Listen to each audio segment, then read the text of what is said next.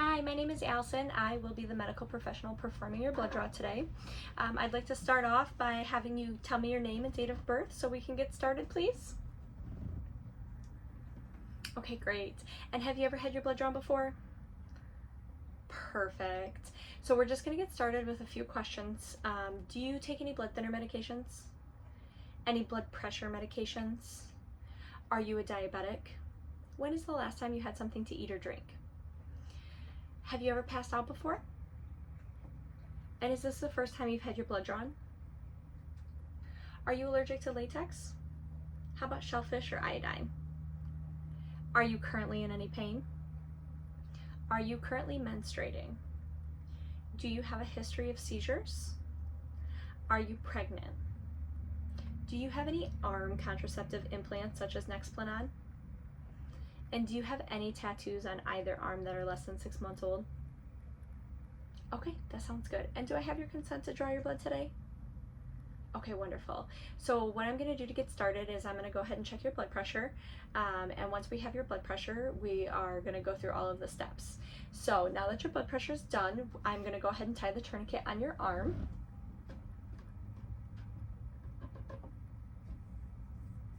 And first I'm going to start by doing this without gloves on so that way I can get a better feel for your vein.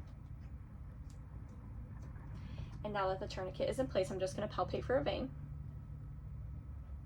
Beautiful. And then I'm just going to make sure that all my supplies are set up on the side that I need. So I have my tubes on my non-dominant side, so that way once I put the needle in, I can easily insert them into the hub.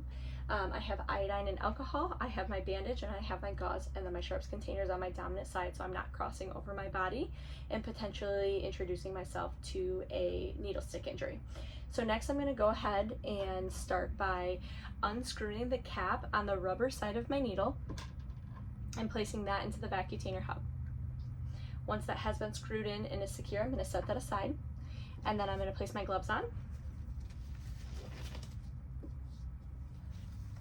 With my gloves on, I am now going to retie the tourniquet in place.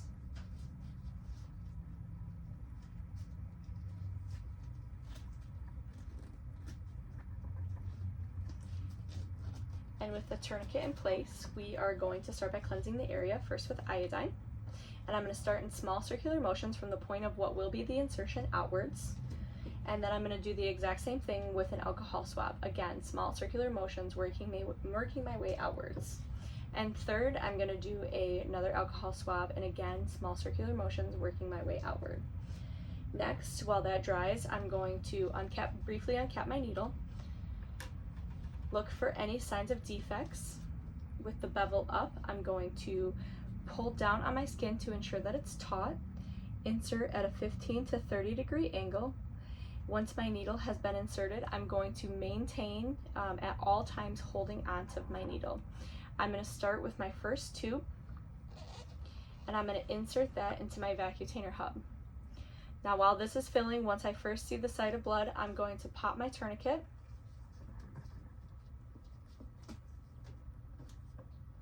And then I will remove my first tube. With my first tube removed, I'm going to start by inverting this 1 to 2 times and then setting this aside. With that set aside, I'm going to take my second tube, insert this into my vacutainer hub. Once this second tube is inserted while this is filling, I'm going to take that first tube and continue inverting this an additional 6 to 8 times to meet my 8 to 10 inversions. Once my inversions have been completed on my first tube, I will then remove my second tube from my hub. And again, same thing, I'm going to invert this tube 1 to 2 times and then set it aside, insert my third tube into my hub, and while my third tube is filling, I'm going to take that second tube and complete my inversions, again, an additional 6 to 8 times. Once my tube inversions have been completed on my second tube, I will set that aside, remove my third tube from the hub, and again I will invert this 1 to 2 times and then set this aside. I will then take my gauze, I'm going to fold this in half, and then in half again, and I'm going to create a very small piece of gauze. I will then start by hovering over the site, not applying pressure, and pull my needle directly out very slowly. Once the needle has been removed, I will then apply pressure. I will take my sharps and place that in my sharps container away from me and the patient. I will then ask the patient to please hold pressure to the site.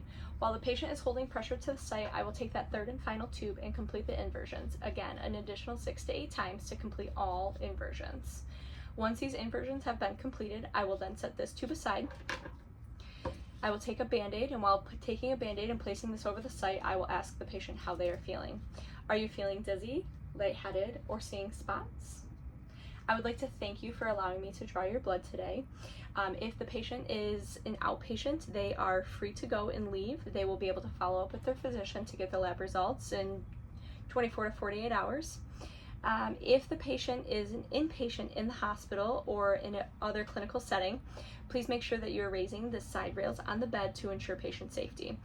After this has been completed, I will then remove my gloves.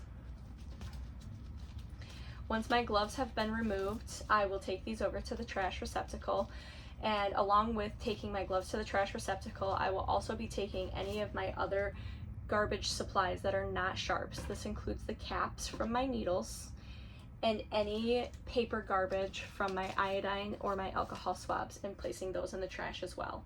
I will then take my tubes, finish labeling them, and take them to the lab along with my lab order. And that concludes a straight needle puncture.